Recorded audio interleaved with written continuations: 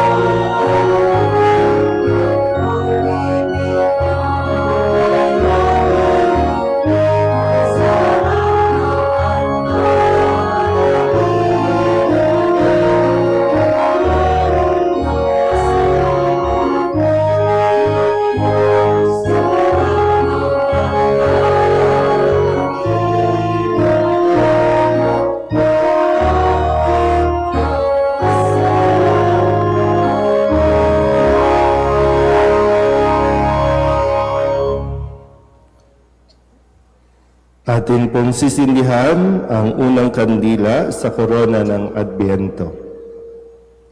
Ang magsisindi ng kandila ng Adbyento ay ang mag-anak ni Jason Datuin mula sa Pook, Hilaga, Barangay 177. Dakilang Ama, sa pagsisimula ng aming paglalakbay ngayong panahon ng Adbyento, sinisindihan namin itong kandila ng pag-asa. Pagkalooban mo po kami ng sigasig na umasa, umasa sa iyong presensya, umasa sa iyong kapayapaan, at umasa sa iyong pangako.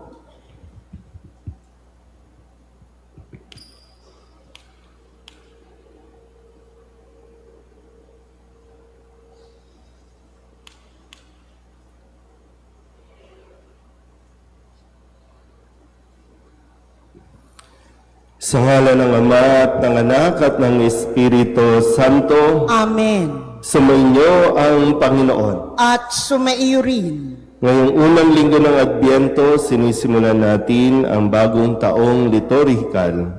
Ang Adbyento ng ibig sabihin ay pagdating. Ay panahon ng paghahanda para sa pagdating ng Panginoon. Magkaroon nawa tayo ng tamang disposisyon sa pagtahak sa bagong paglalakbay na ito tungo sa Diyos.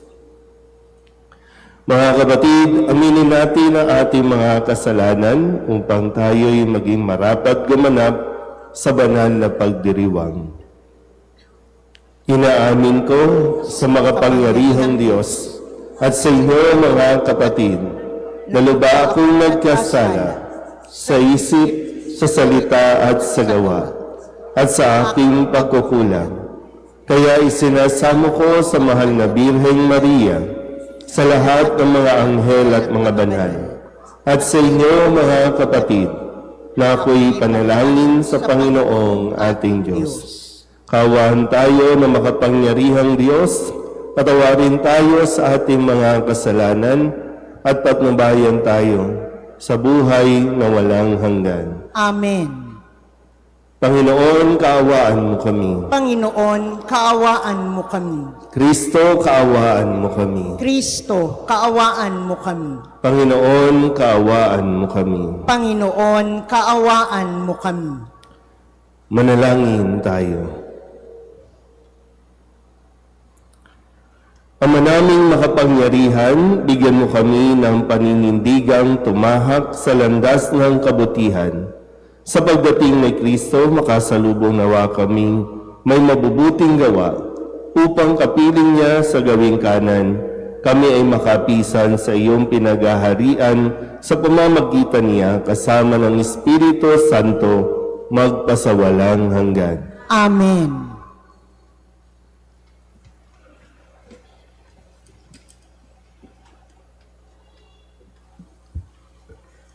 Inilalarawan ni Isaías ang panahon ng Mesiyas kung kailan ang lahat ng sangkatauhan Di lamang ang mga Hudyo ay matitipon sa tawag ng Panginoon. Pagbasa mula sa aklat ni Propeta Isaías. Ito ang pangitain ni Isaías na anak ni Amos tungkol sa Huda at sa Jerusalem. Sa mga huling araw, ang bundok na kinatatayuan ng templo ng Panginoon ay mamumukod sa taas sa lahat ng bundok. Daragsa sa kanya ang lahat ng bansa. Ang maraming taong lalapit sa kanya ay magsasabi ng ganito, "Halikayo, umahon tayo sa bundok ng Panginoon, sa templo ng Diyos ni Jacob, upang malaman natin ang kanyang mga daan at matuto tayong lumakad sa kanyang mga landas. Sapagkat sa Sion magmumula ang kautusan at sa Jerusalem ang salita ng Panginoon.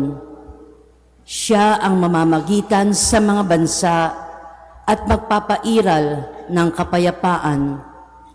Kung magkagayon, gagawin na nilang sudsod ang kanilang mga tabak at karit ang kanilang mga sibat. Wala nang magsasanay sa pakikibaka at mawawala na ang mga digmaan. Halina kayo, sambahayan ni Jacob, at tayo'y lumakad sa liwanag ng Panginoon." Ang salita ng Diyos. Salamat sa Diyos.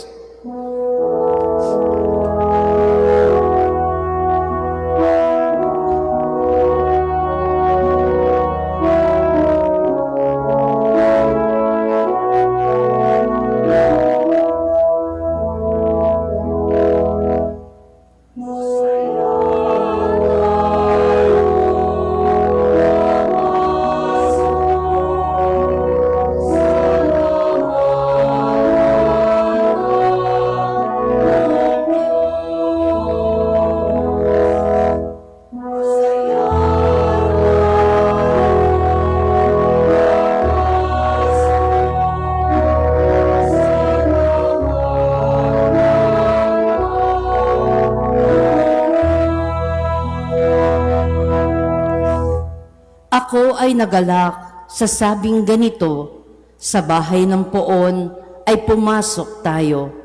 Sama-sama kami matapos sapitin ang pintuang lungsod nitong Jerusalem.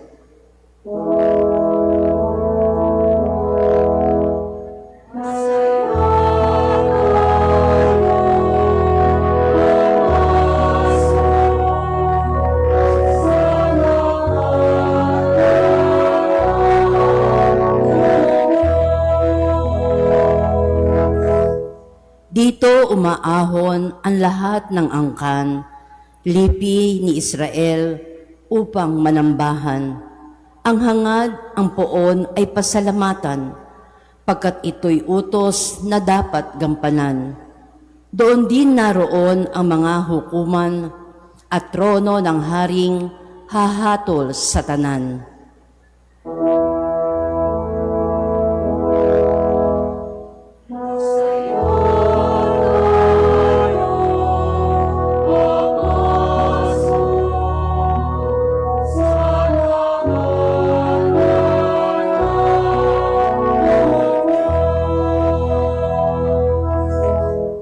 Ang kapayapaan nitong Jerusalem, sikaping sa puoy, yaoy idalangin. Ang nangabamahal sa iyo'y pagpalain. Pumayapa nawa ang banal na bayan, at ang palasyo mo ay maging tiwasay.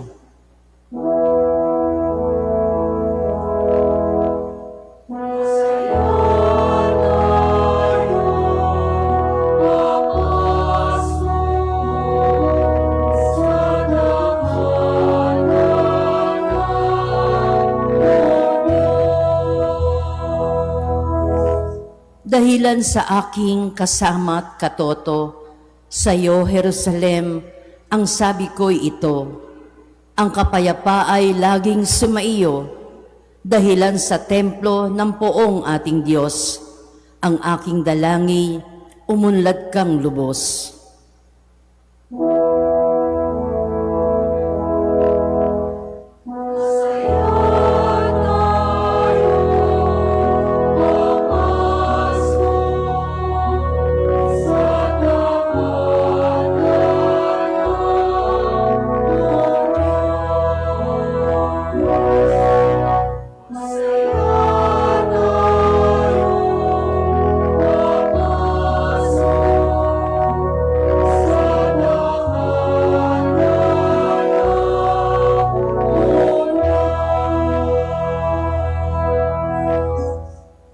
Nang tinanggap ng mga taga-Roma ang pananampalataya kay Kristo, panahon na upang sila'y gumising at mamuhay ng marangal bilang mga anak ng Diyos.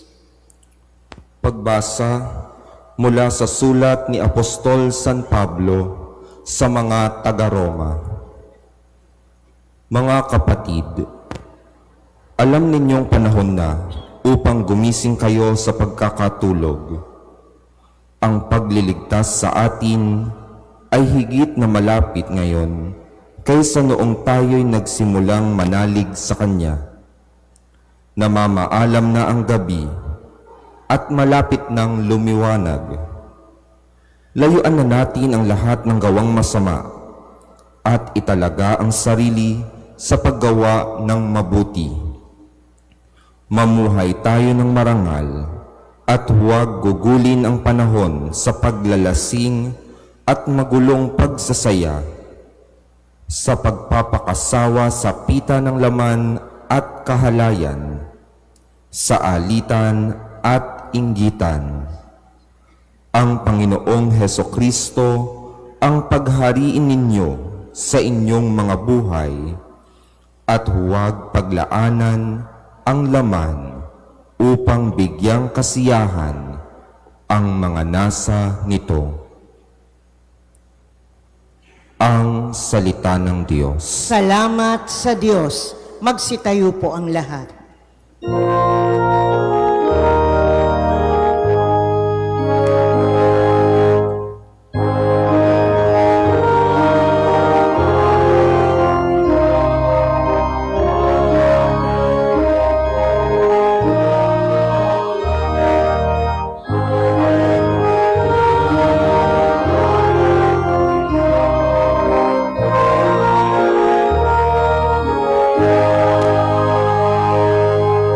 Pag-ibig mo'y ipakita, lingapin kami tuwina, iligtas kami sa dusa.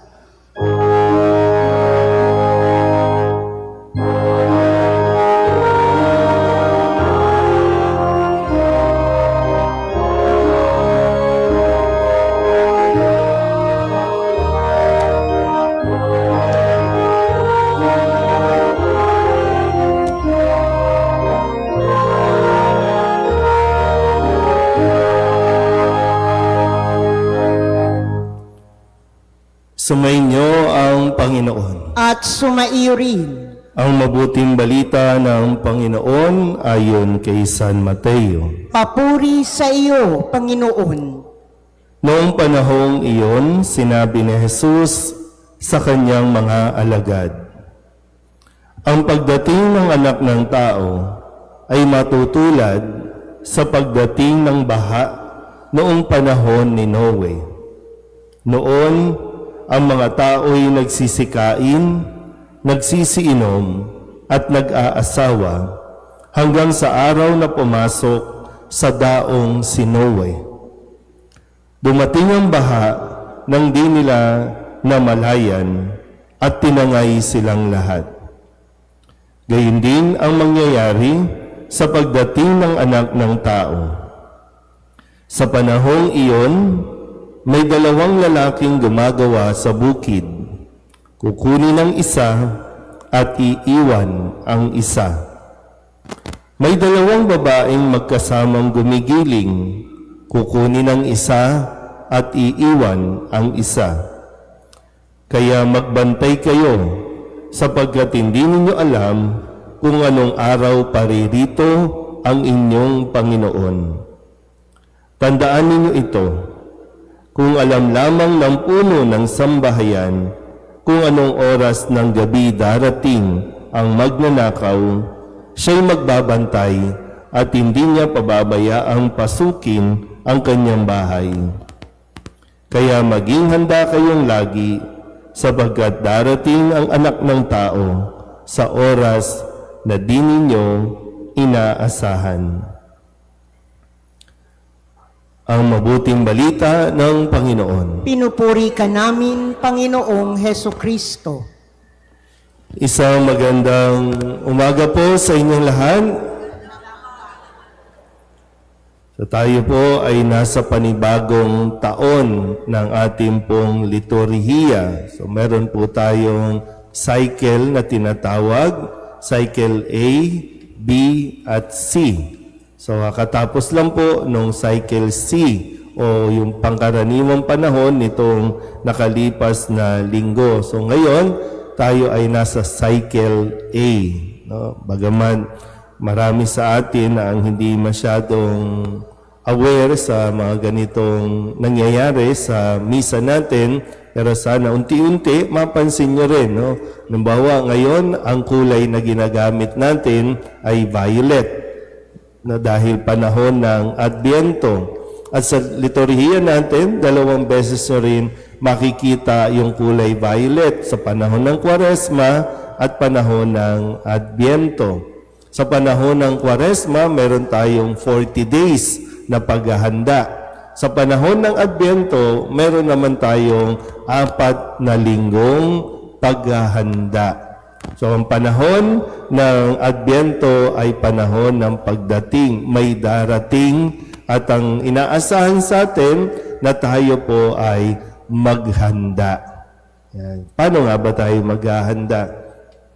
Sa punto ring ito ay nasindihan po natin kanina bago magsimula ang misa, ang unang kandila ng korona ng Adbyento. Naglalagay pa ba kayo ng Advent wreath sa inyong mga tahanan? Wala na? Di ba nilalagay yan sa pinto?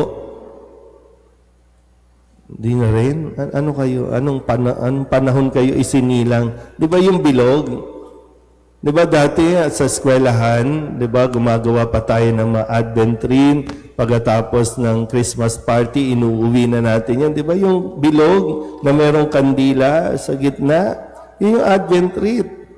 Na dapat sana inaasahan din sa lahat ng mga Katoliko na dapat nga kasi aware tayo dito dahil bahagi ito ng ating tradisyon sa simbahan. Naglalagay tayo ng Advent wreath doon pwede sa pintuan o kaya doon sa mesa.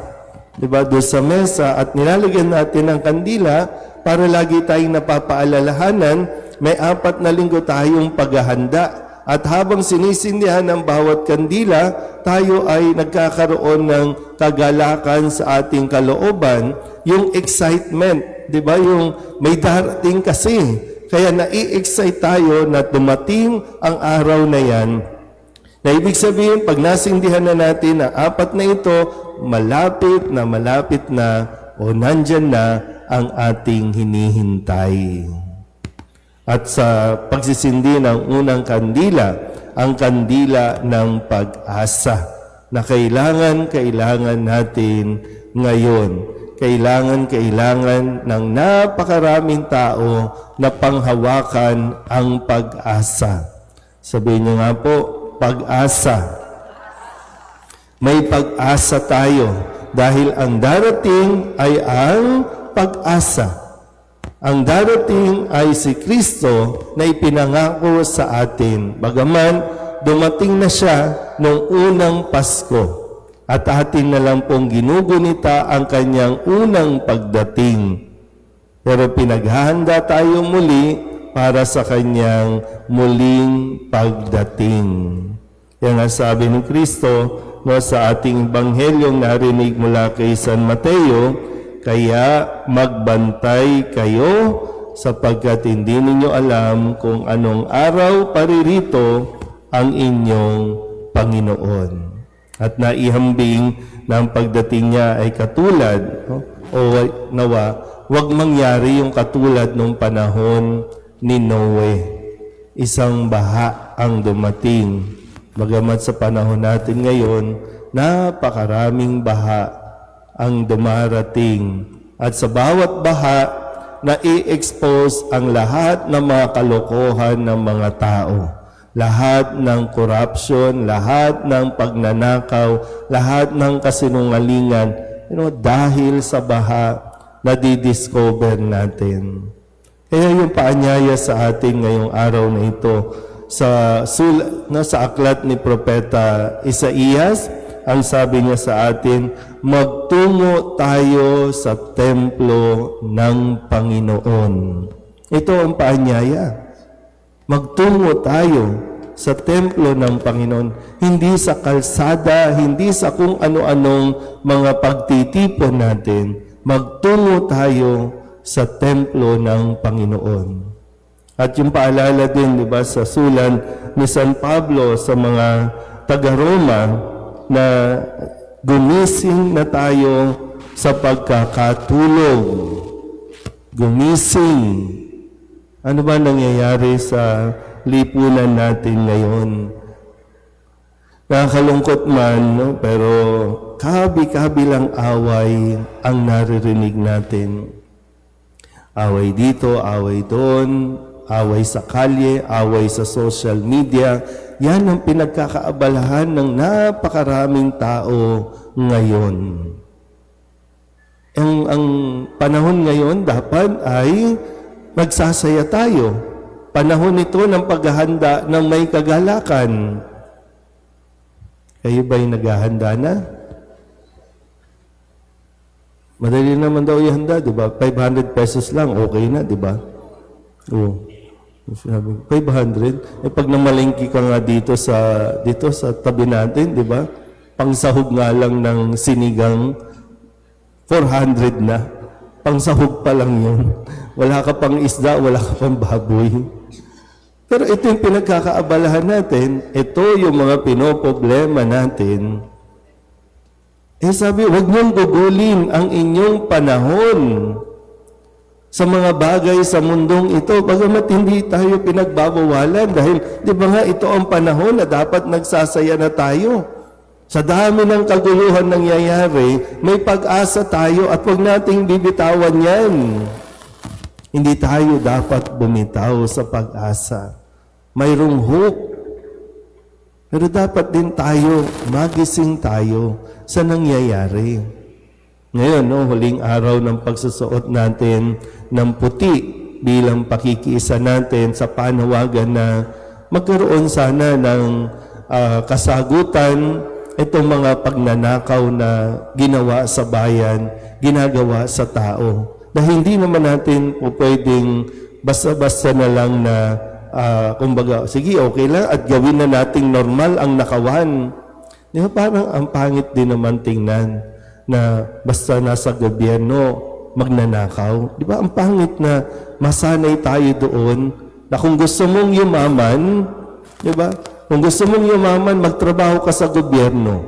Kung gusto mong yumaman, magtrabaho ka sa DPWH. Na lahat na lang ba ng nasa DPWH, mula sa janitor hanggang magnanakaw? Di ba? Ang pangit naman tingnan o isipin ng ganon. Kaya lang, kailangan natin magising. Bakit ba umaabot sa punto na kailangan ba natin talaga ng napakaraming pera? Ulitin ko ha, sila nga naniniwala, 500 pesos lang, makakaraos tayo sa Noche Buena Di ba? Pero ang sabi naman kasi, paghandaan natin. Ang problema, kailan ka naghahanda? Nabahagi ko na po ito, no? Alam nyo, January pa lang naghahanda na ako. Di ba? Bakit kailangan ngayon? Bukas na yung celebration, ngayon ka lang maghahanda. Pwede naman ng January pa lang. Naibahagi ko po ito nung nakalipas na misa, na sabi ko, total, alam ko naman, magpapasko, December 25, para sa kaligayahan ng mga pamangkin ko o para meron kaming 'Di ba? Kasi iba din naman yung meron kang naibibigay, 'di ba? Pag Pasko, lalo na para sa mga bata. So January pa lang, nilalagay mo na, 'di ba? Binabudget mo na. Pag meron ka ng naitabi, lagay mo na 'yan. O ito. So, by October tapos ka na. Hihintayin mo na lang yung December na araw ng bigayan. So, 'di ba? Pinaghahanda naman tayo. Yun nga lang talaga, yung ugali natin ang kailangan mabago. Kaya nga sabi, 'di ba, yung pananaw natin, yung disposition natin, kailangan natin baguhin. Sa panahon ng paghihintay, talagang matindi, 'di ba? Mahirap maghintay, nakakainip, pero ito ay isang napakagandang pag-uugali, yung marunong tayong maghintay. Kasi sa taong hindi naghihintay o hindi marunong maghintay, wala kung ano-anong gagawin nitong kalokohan para lamang mapadali ang lahat ng bagay. So sana po, nasa unang linggo tayo, sikapin natin na lagi tayong present, lagi tayong nasa bahay ng Panginoon habang hinihintay natin makumpleto ang mga kandilang ito at sabay-sabay nating ipagdiriwang ang kanyang kapanganakan. Amen? Magsitayo ang lahat. Ipahayag natin ang ating pananampalataya. Sumasampalataya ako Sa Diyos amang makapangyarihan sa lahat, na may gawa ng langit at lupa. Sumasampalataya ako kay Heso Kristo, iisang anak ng Diyos, Panginoon nating lahat. Nagkatawang tao siya, lalang ng Espiritu Santo, ipinanganak ni Santa Mariang Birhen, pinagpakasakit ni Poncio Pilato, ipinako sa krus, namatay inilibing, nanaog sa kinaroroonan ng mga yumao, nang may ikatlong araw, nabuhay na mag-uli, umakyat sa langit, naluluklok sa kanan ng Diyos amang makapangyarihan sa lahat. Doon magmumulang paririto at huhukom sa nangabubuhay at nangamatay na tao. Sumasampalataya naman ako sa Diyos Espiritu Santo, sa banal na simbahang Katolika, sa kasamahan ng mga banal, sa kapatawaran ng mga kasalanan, sa pagkabuhay na muli ng nangamatay na tao, at sa buhay na walang hanggan. Amen. Itinataas namin ang aming mga puso sa iyo, Ama, habang aming inihahanda ang aming mga sarili para sa pagdating ng iyong anak. Tulungan mo kaming ihanda ang aming puso, isip at kalooban. Ang ating pong itutugon, Ama, ibunyag mo sa amin ang iyong pag-ibig. Ama, ibunyag mo sa amin ang iyong pag-ibig. Para sa simbahan, ihanda nawa ni Papa Leon, mga obispo, pari, diakono at mga laiko ang kanilang mga sarili para sa pagdating ng iyong anak sa pamamagitan ng tapat na paglilingkod at pag-ibig sa isa't isa. Manalangin tayo. Ama, ibunyag mo sa amin ang iyong pag-ibig. Para sa lahat ng lingkod bayan, buksan mo ang kanilang mga puso sa pagdating ng manunubos upang sila'y maging tunay na kasangkapan ng iyong pagliligtas. Manalangin tayo. Ama, ibunyag mo sa amin ang iyong pag-ibig. Para sa aming mga natitipon ngayon, gabayan mo kami upang ang aming mga pasya at gawain ngayong linggo ay maging tuwirang pagsasakatuparan ng iyong pakikipag-isa at kaligtasan. Manalangin tayo. Ama, ibunyag mo sa amin ang iyong pag-ibig. Para sa mga mahal naming namayapa, salubungin mo sila pabalik sa iyong mapagmahal na yakap. Manalangin tayo. Ama, ibunyag mo sa amin ang iyong pag-ibig. Sa ilang sandali ng katahimikan, ating ipanalangin ang iba pang pangangailangan ng ating pamayanan, pati na rin ang ating pansariling kahilingan.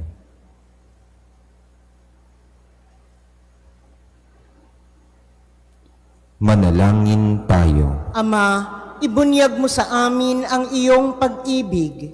Ama naming Diyos, patnubayan mo ang aming mga puso sa aming paghahanda sa pagdating ng iyong pakikipag-isa at kaligtasan, si Kristo na aming Panginoon. Amen.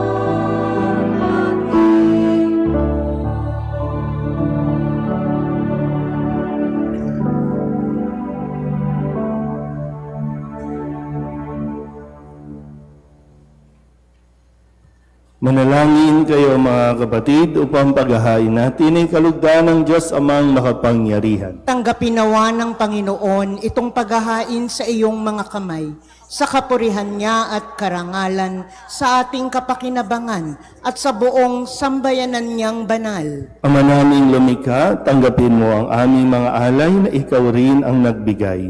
Magdulot nawa ito ng gantimpalang kaligtasan na ngayong pamanay amin ng pinakikinabangan sa pamamagitan ni Jesucristo kasama ng Espiritu Santo magpasawalang hanggan. Amen. Sumainyo ang Panginoon. At sumaiyo rin. Itaas sa Diyos ang inyong puso at diwa. Itinaas na namin sa Panginoon. Pasalamatan natin ang Panginoong ating Diyos. Marapat na siya ay pasalamatan. Ama naming makapangyarihan, tunay ngang marapat na ikaw ay aming pasalamatan sa pamamagitan ni Jesucristo na aming Panginoon. Siya'y sinugo mo upang matupad ang iyong magandang balak para sa lahat. Hindi niya ikinahiyang mamuhay ng mahirap upang mapakisamahan niya kaming matapat. Siya'y naging hindi na iba sa amin upang maitampok niya kami sa iyong piling. Sa kanyang lantarang muling pagdating, ang pakikisama niya ay puspusang magniningning at ang pangako niyang kapanapanabig ay inaasahan naming lubos na makakamit. Kaya kaysa ng mga anghel na nagsisiawit ng papuri sa iyo na walang humpay sa kalangitan, kami nagbubunyi sa iyong kadakilaan.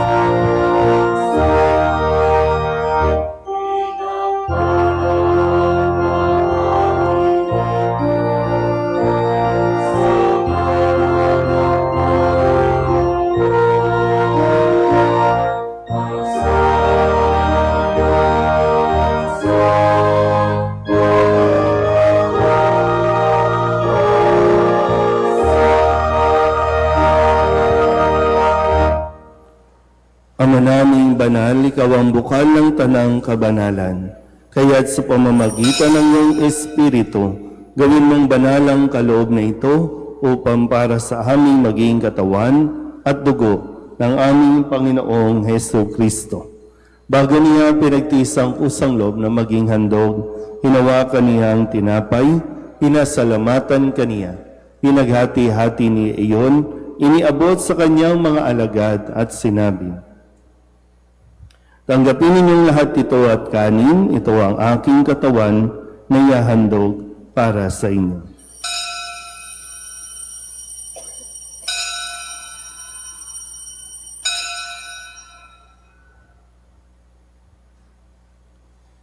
Gayun din naman nang matapos ang hapunan, hinawakan niya ang kalis, muli kaniyang pinasalamatan. Iniabot niya ang kalis sa kanyang mga alagad at sinabi, "Tanggapin ninyong lahat ito at inumin. Ito ang kalis ang aking dugo ng bago at walang hanggang tipan. Ang aking dugo na ibubuhos para sa inyo at para sa lahat sa ikapagpapatawad ng mga kasalanan. Gawin ninyo ito sa pag-alaala sa akin."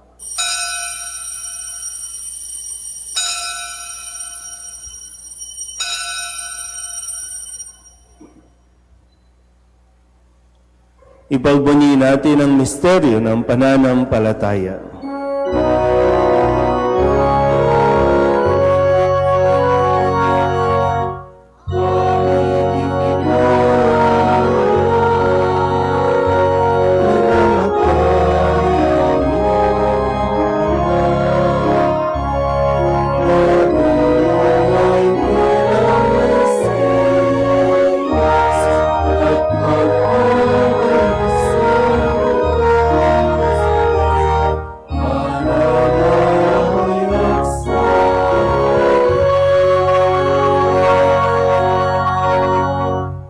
Ama, ginagawa namin ngayon ang pag-alaala sa pagkamatay at muling pagkabuhay ng iyong anak, kaya tiniaalay namin sa iyo ang tinapay na nagbibigay buhay at ang kalis na nagkakaloob ng kaligtasan.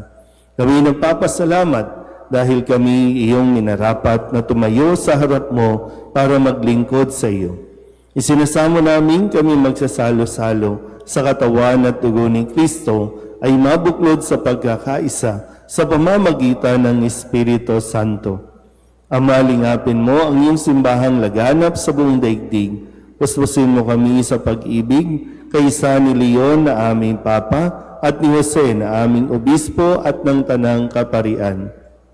Alalahanin mo rin ang mga kapatid naming nahimlay na may pag-asang sila'y muling mabubuhay, gayon din ang lahat ng mga pumanaw. Kawaan mo sila at patuloyin sa iyong kaliwanagan. Kawaan mo at pagindapatin kaming lahat na makasalo sa iyong buhay na walang wakas. Kaysa ng mahal na Birheng Maria na Ina ng Diyos, ng kabiyak ng puso niyang si San Jose. Kaysa ng mga apostol at ng lahat ng mga banal na namuhay dito sa daigdig ng kalugod-lugod sa iyo, may pagdiwang nawa namin ang papupuri sa ikararangal mo sa pamamagitan ng iyong anak na aming Panginoong Heso Kristo. Sa pamamagitan ni Kristo, kasama niya at sa Kanya, ang lahat ng parangal at papuri ay sa iyo, Diyos Amang makapangyarihan, asama ng Espiritu Santo, magpasawalang hanggan.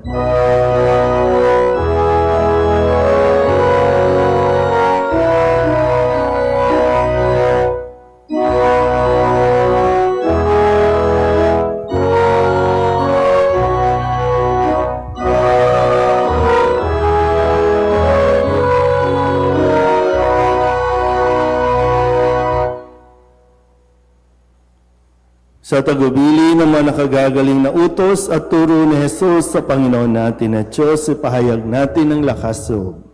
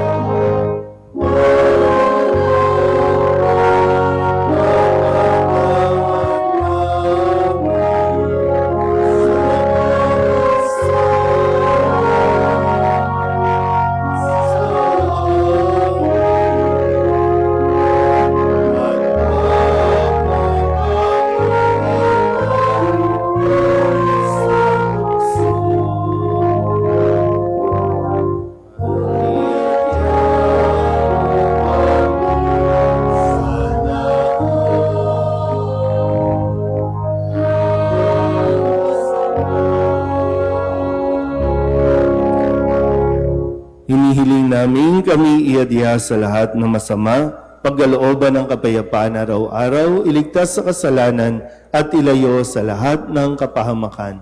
Samantalang aming pinananabikan ang dakilang araw ng pagpapahayag ng tagapagligtas naming sa Heso Kristo. Sapagkat iyo ang kaharian at ang kapangyarihan at ang kapurihan, magpakailanman. Amen. Panginoong Heso Kristo, sinabi mo sa iyong mga apostol, kapayapaan ang iniiwan ko sa inyo, ang aking kapayapaan ang binibigay ko sa inyo. Tunghayan mo ang aming pananampalataya at huwag ang aming mga pagkakasala. Pagkalooban mo kami ng kapayapaan at pagkakaisa ayon sa iyong kalooban, kasama ng Espiritu Santo, magpasawalang hanggan. Amen. Ang kapayapaan ng Panginoon ay laging sumainyo. At sumaiyo rin. Mabigayan po tayo ng kapayapaan sa isa't isa.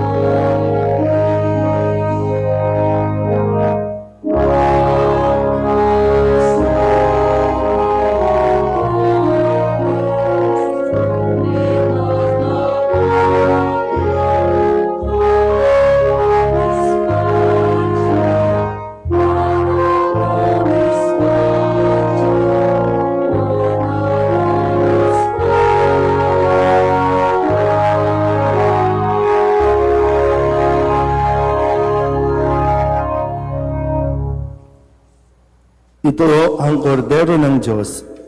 Ito ang nag-aalis ang kasalanan ng sanlibutan. Mapalad ang mga inaanyayahan sa kanyang piging. Panginoon, hindi ako karapat-dapat na magpatuloy sa iyo, ngunit sa isang salita mo lamang ay gagaling na ako.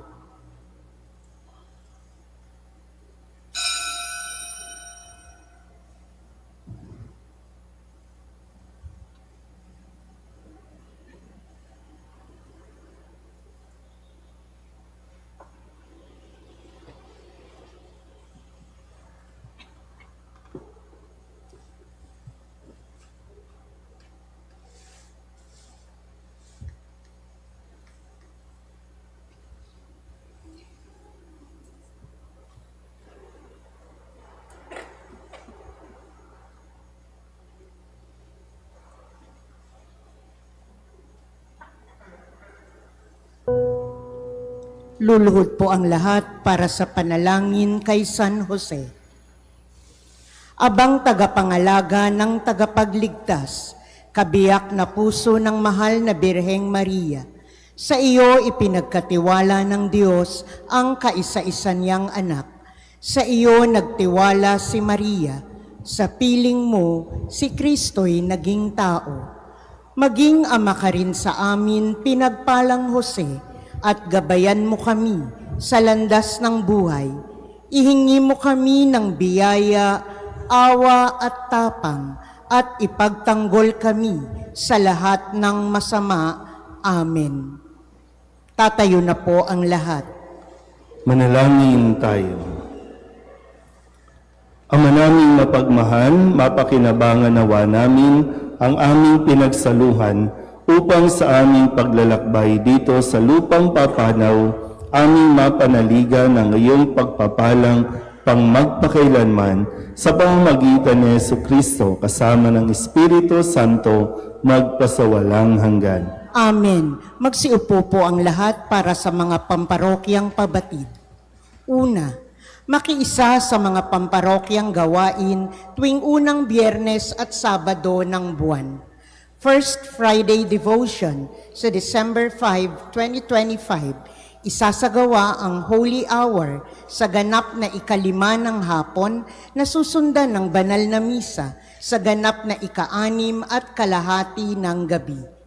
First Saturday Marian Devotion sa December 6, 2025 sa Barangay 185 sa ganap na ika-9 ng umaga. Ikalawa, sa pagdiriwang ng dakilang kapistahan ng kalinis-linisang paglilihi kay Maria o Feast of the Immaculate Conception, makiisa sa mga sumusunod na pagdiriwang. Novena Masses mula November 29 hanggang December 7 sa ganap na ika-6 at kalahati ng gabi mula Lunes hanggang Biyernes, ika-6 ng gabi tuwing Sabado at ika-3 ng hapon tuwing araw ng Linggo. Ang Fiesta Mass sa December 8 ay sa ganap na ika-6 at kalahati ng gabi.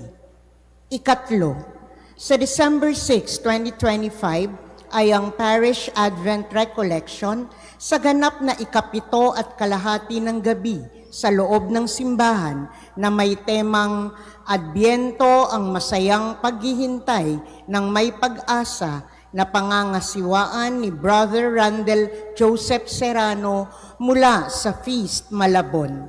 Ika-4 at panghuli, sama-sama nating kulayan ang ating Parish Christmas Tree. Bawat donasyon na inyong ipapaabot ay malaking tulong para sa ongoing renovation projects ng ating simbahan. Sa mga interesado, mangyaring tumungo sa booth sa patio ng simbahan. Maraming salamat po. Tatayo na po ang lahat. At ganun din, hinihikayat ko po kayo, hindi po ito sa pilitan, pero sa mga nagnanais po na mag-tithings yung Balik Handog San Jose, meron pong registration table doon.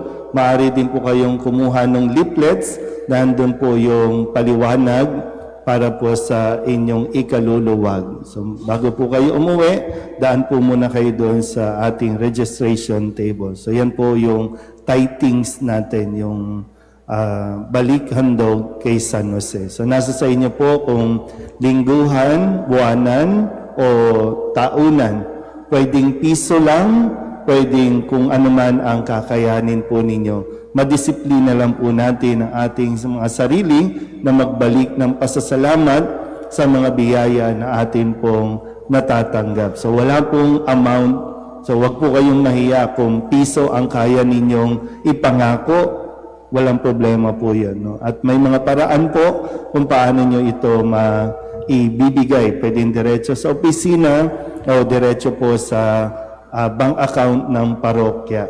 At kung gusto nyo rin po ng acknowledgement receipt, maaari din po kayong bigyan ng acknowledgement receipt para sa inyong tithings for a particular week or particular month. So ulitin ko po, no particular amount from piso to kung ano ang kaya po ninyo. Sumainyo ang Panginoon. At sumaiyo rin. Iyuko ninyo ang inyong mga ulo at tanggapin ang pagbabasbas. Ang makapangyarihang Diyos, Ama ng bugtong na anak na naparito na noon ay inihintay nating bumalik, ngayon ay siya nawang magpabanal sa inyo, pakundangan sa liwanag ng kanyang pagdating at siya rin nawang pumuspos sa inyo sa pagpapala ngayon at magpasawalang hanggan. Amen. Patatagin nawa niya kayo sa pananampalataya, paligayahin sa pag-asa at pakilusin sa pag-ibig na puspos ng sigla ngayon at magpasawalang hanggan. Amen. Kayong nagagalak sa pagdating ng nagkatawang taong manunubos ay puspusin nawa niya ng gantimpalang buhay na di matatapos kapag siya'y dumating ng may kadakilaang lubos magpasawalang hanggan. Amen. At pagpalain kayo ng makapangyarihang Diyos, Ama at Anak, at Espiritu Santo. Amen. Tapos na ang banal na misa, humayo tayo sa kapayapaan ni Kristo. Salamat sa Diyos. Magandang umaga po.